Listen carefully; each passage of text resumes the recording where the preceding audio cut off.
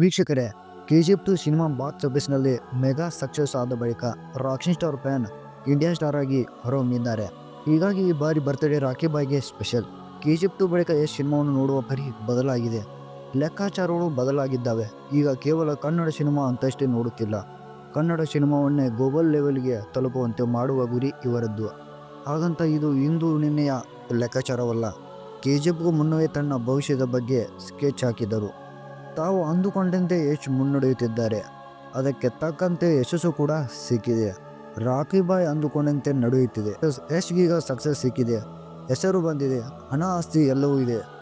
National star ಆದಮೇಲೆ ಯಶ್ ಆಸೆಯ ಮೌಲ್ಯ ಎಷ್ಟು, ಈಗ ಸಿನಿಮಾಗೆ ಪಡೆಯುವ ಸಂಭಾವನೆ ಏನು, ಎಲ್ಲೆಲ್ಲಿ ಹೂಡಿಕೆ ಮಾಡಿದ್ದಾರೆ ಅನ್ನೋದನ್ನು ತಿಳಿಯೋಣ ಬನ್ನಿ. ಯಶ್ 2007ರಲ್ಲಿ ಚಿತ್ರರಂಗಕ್ಕೆ ಎಂಟ್ರಿ ಕೊಟ್ಟಿದ್ದರು. ಪ್ರಿಯಾ ಹಾಸನ್ ನಡೆಸಿದ ಜಂಬದ ಹುಡುಗಿ ಸಿನಿಮಾದಲ್ಲಿ ನಟಿಸಿದ್ದರು. ಆ ವೇಳೆ ಯಶ್ ಮುಂದೊಂದು ದಿನ ನ್ಯಾಷನಲ್ ಸ್ಟಾರ್ ಆಗಬಹುದು ಎಂದು ಯಾರಿಗೂ ಗೊತ್ತಿರಲಿಲ್ಲ. ಆದರೆ ಯಶ್ ಅಲ್ಲಿಂದ ಬೆಳೆದು ಬಂದಿದ್ದು ನಿಜಕ್ಕೂ ಇಂಟ್ರೆಸ್ಟಿಂಗ್.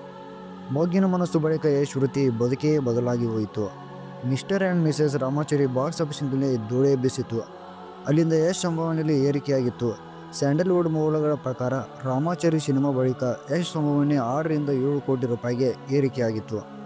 ಅಂದು ಕೆಜಿಎಫ್ ಚಾಪ್ಟರ್ 1ಕ್ಕೆ ಯಶ್ 7 ರಿಂದ 8 ಕೋಟಿ ರೂಪಾಯಿ ಸಂಪಾದನೆ ಪಡೆದರು ಎನ್ನಲಾಗಿದೆ.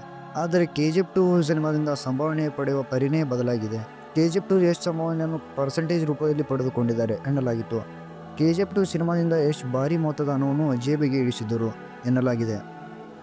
ಸ್ಯಾಂಡಲ್ವುಡ್ ಮೂಲಗಳ ಪ್ರಕಾರ ಯಶ್ 300 ಕೋಟಿ ರೂಪಾಯಿ ಹಣವನ್ನು ಜೇಬಿಗೆ ಇಳಿಸಿದ್ದಾರೆ ಅನ್ನೋದು ಸುದ್ದಿ. ಈಗ ಟಾಕ್ಸಿಕ್ ಸಿನಿಮಾ ಅವರು ಕೂಡ ನಿರ್ಮಾಪಕರಲ್ಲಿ ಒಬ್ಬರೆಲ್ಲ ಆಗಿದ್ದಾರೆ. ಹಾಗೆ ರಣವೀರ್ ಕಪೂರ್ ಹಾಗೂ ಸಾಯಿ ಪಲ್ಲವಿ ನಡೆಸುತ್ತಿರುವ ರಾಮಾಯಣ ಸಿನಿಮಾ ಮೇಲೂ ಹಣ ಹೂಡಿದ್ದಾರೆ. ಇನ್ನು ಕೆಜಿಎಫ್ 3 ಕೂಡ ಗ್ರೀನ್ ಸಿಗ್ನಲ್ ಕೊಟ್ಟಿದ್ದು ಈ ಬಗ್ಗೆ ಇನ್ನೂ ಗುಟ್ಟನ್ನು ಬಿಟ್ಟುಕೊಟ್ಟಿಲ್ಲ.